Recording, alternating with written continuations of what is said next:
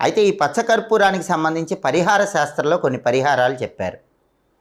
వాటిలో ముఖ్యమైన పరిహారం ఏంటంటే, మీరు ఇంట్లో పూజ గదిలో ఒక గాజు గ్లాసులో నీళ్లు పోయండి.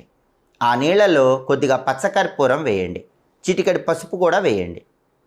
అలా వేసి ఆ గ్లాసుని పూజ గదిలోనే ఉంచండి. మీరు పూజ చేసుకోండి. 2 రోజులకు ఒకసారి ఆ గాజు గ్లాసులో ఉన్నటువంటి నీళ్లు మారుస్తూ ఉండండి. అలా చేస్తే లక్ష్మీనారాయణల విశేషమైన అనుగ్రహం కలిగి ధనపరంగా ఉన్న సమస్యలన్నీ తొలగిపోతాయి.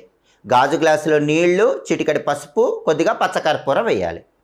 ఆ గ్లాసు 2 రోజుల నుంచి 2 రోజులకు ఒకసారి నీళ్లు మారుస్తూ ఉండాలి. దీనివల్ల విశేషంగా ధనలాభం కలుగుతుంది. అలాగే ఉత్తర దిక్కును కుబేర స్థానము అంటారు. కాబట్టి ఇంట్లో ఉత్తర దిక్కులో పచ్చకర్పూరం పెడితే దానివల్ల కుబేరుడి విశేషమైన అనుగ్రహము, ధనలక్ష్మీదేవి అనుగ్రహము కలుగుతుంది. అసలు